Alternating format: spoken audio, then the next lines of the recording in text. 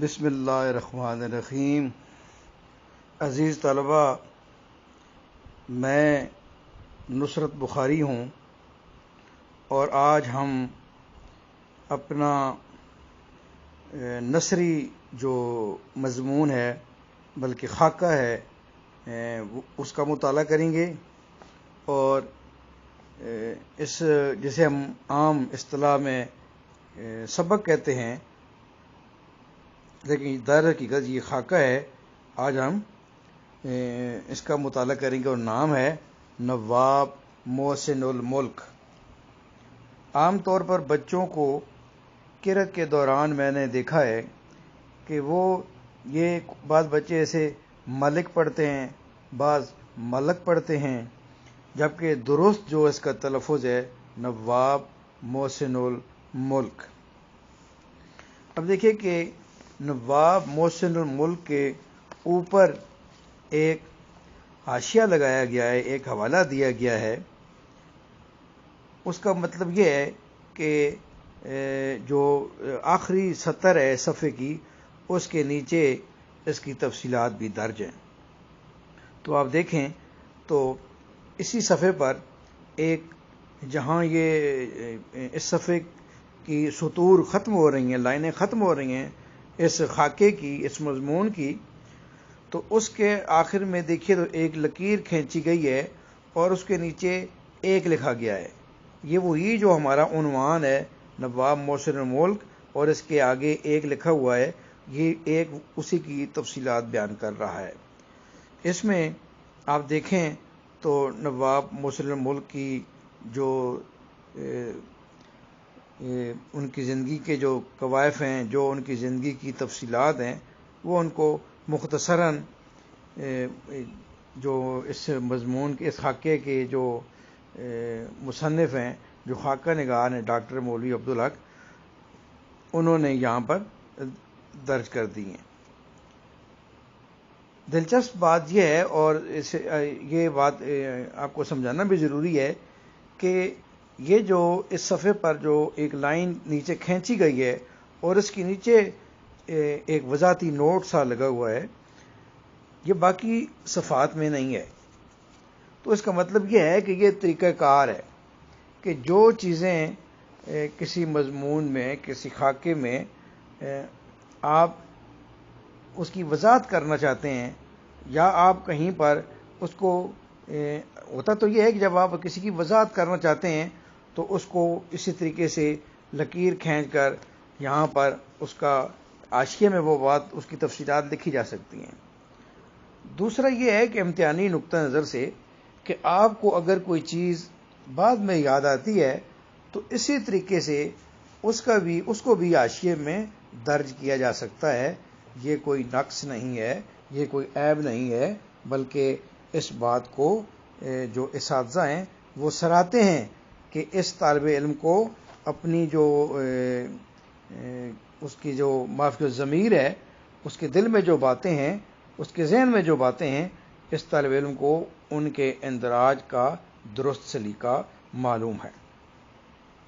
اب جیسا کہ میں نے عرض کیا کہ یہ نواب محسن الملک، ہم اس کو عرف عام میں سبق کہہ جاتے ہیں، ہم اس کو مضمون بھی کہہ جاتے ہیں، جبکہ دیکھیے مضمون اور خاکے میں زمین آسمان کا فرق ہے۔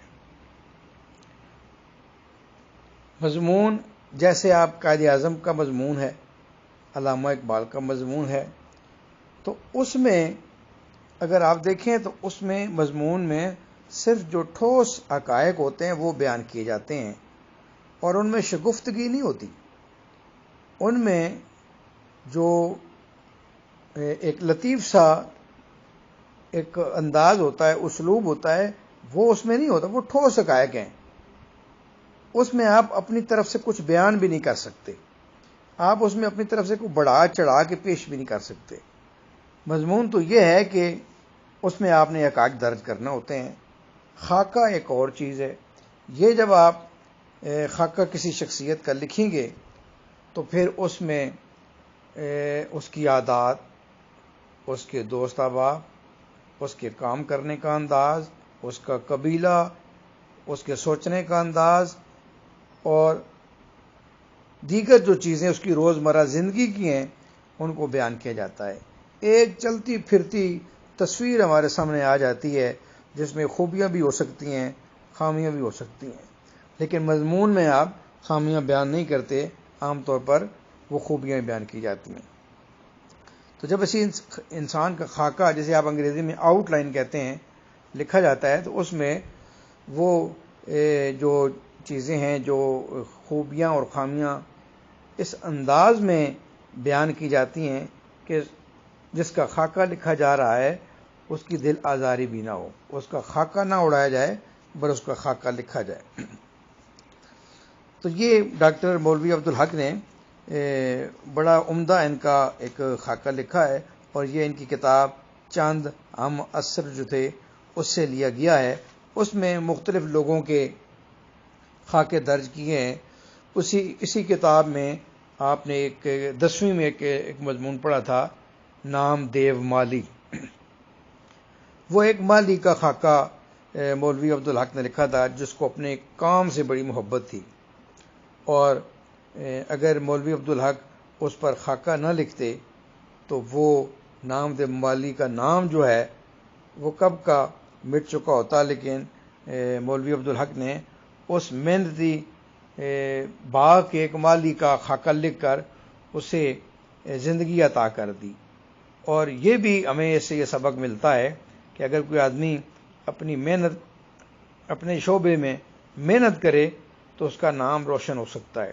یہ ضروری نہیں کہ انسان کسی عہدے پر ہو تو وہ کام کر سکتا ہے. ایک مالی کو اس کا اپنا ایک فن ہے، اگر وہ محبت سے پودوں کی رکھوالی کرے گا، نگہداشت کرے گا، ان کی دیکھ بھال کرے گا، ان کی پرورش کرے گا تو اس کو سراہا جائے گا. اسی طریقے سے جو بھی آدمی اپنے اپنے میدان میں اپنے شعبے سے انصاف کرتے ہیں ان کو سراہا جاتا ہے. اب میں اس میں اس سبق جو ہے اس کو پڑھتا ہوں. اس پڑھنے کا مقصد یہ ہے کہ ہمارے جو بعض قرأت کے مسائل ہیں، املاء کے مسائل ہیں، تلفظ کی ادائیگی کے مسائل ہیں، وہ آپ کے سامنے رہیں گے. تو یہ ہمارے صفحہ نمبر 16 پر یہ خاکہ درج ہے. میں اسے پڑھتا ہوں. میں بار بار کہہ رہا ہوں کہ ہم اسے مضمون یا سبق کہتے ہیں لیکن ہے خاکہ.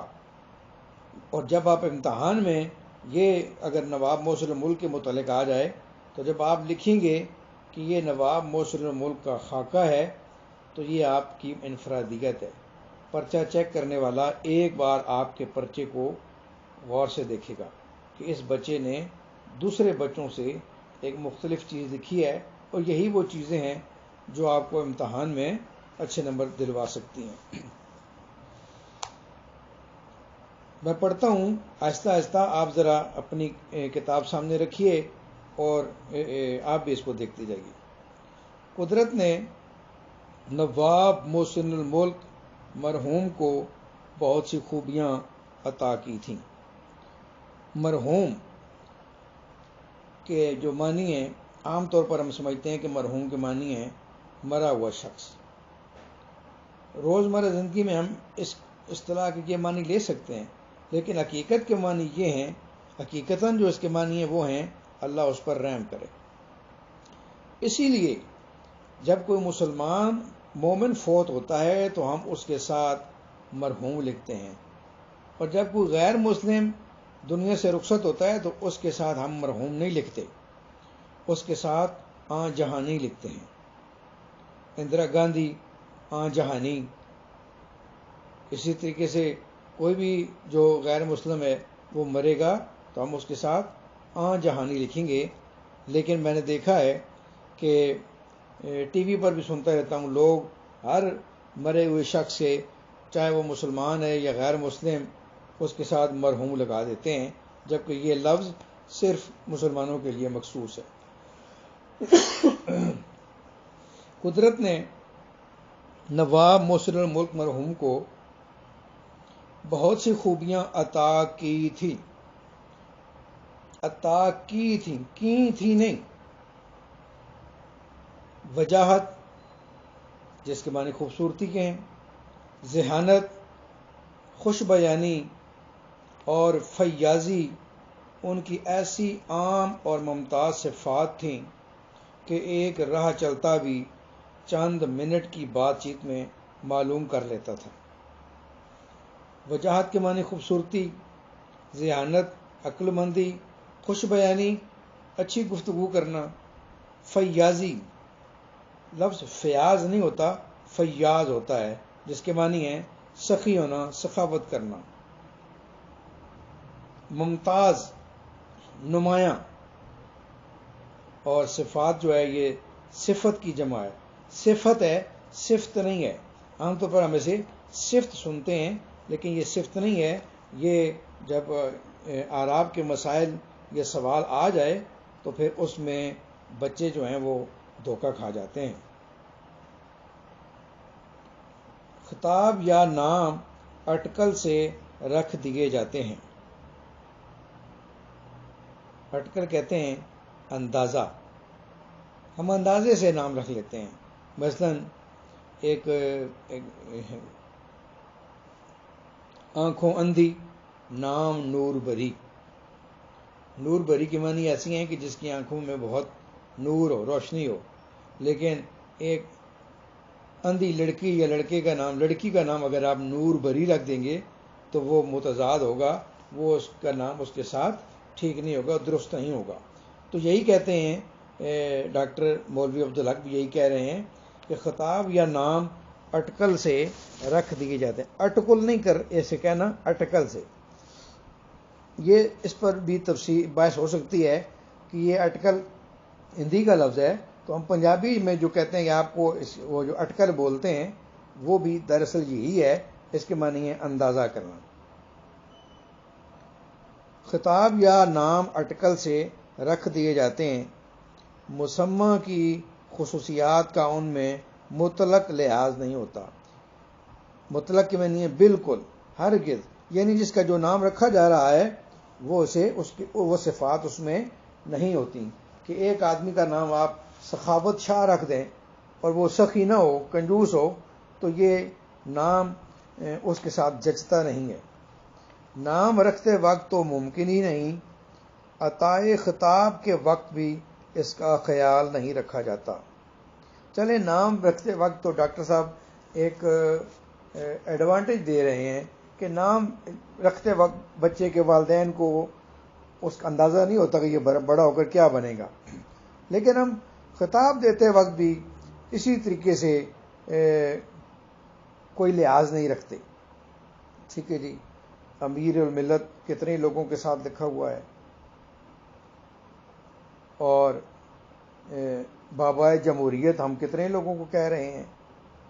ہر پارٹی کے اپنے بابائے جمہوریت ہیں، ہر فرقے کے اپنے شہید ہیں. تو اس کا یہ ہے کہ ان کو ہم نے خطاب جو دیتے ہیں تو اس وقت بھی ہم اسی طرح کا ایک جو نالائکی ہے اس کا اظہار ہوتا ہے کہ ایک آدمی جو ہے وہ اس کے اندر سخاوت نام کی نہ ہو اور اسے آپ آتم تائی کا خطاب دے دیں تو یہ ایک ظلم ہے اور نالائکی بھی ہے. لیکن محسن الملک کا خطاب ان کے لیے بہت ہی موزون نکلا. ان میں پارس پتھر کی خاصیت تھی. پارس ایک پتھر ہے جس کے متعلق مشہور ہے کہ اگر اس کے ساتھ لوہا مس کر دیں، لوہا اس کے ساتھ ٹچ کر جائے تو وہ جو لوہا ہے وہ سونا بن جاتا ہے. یہ ایک فرضی پتھر ہے، اس کا وجود کوئی بھی نہیں ہے. یہ بس انسان کی خواہش کا ایک اظہار ہے کہ انسان چاہتا ہے کہ اس کے پاس ایسا پتھر آ جائے کہ وہ لوہے کے ساتھ اسے ٹچ کرتا رہے اور سونا بناتا رہے. ان میں پارس پتھر کی خاصیت تھی، کوئی ہو کہیں کا ہو ان سے چھوا نہیں اور کندن کا ہوا نہیں. اب کوئی ہو آگے انگریزی میں جسے آپ کوما کہتے ہیں، اردو میں اسے سکتہ کہتے ہیں. یہاں معمولی قیام کرنا پڑتا ہے، ٹھہرنا پڑتا ہے.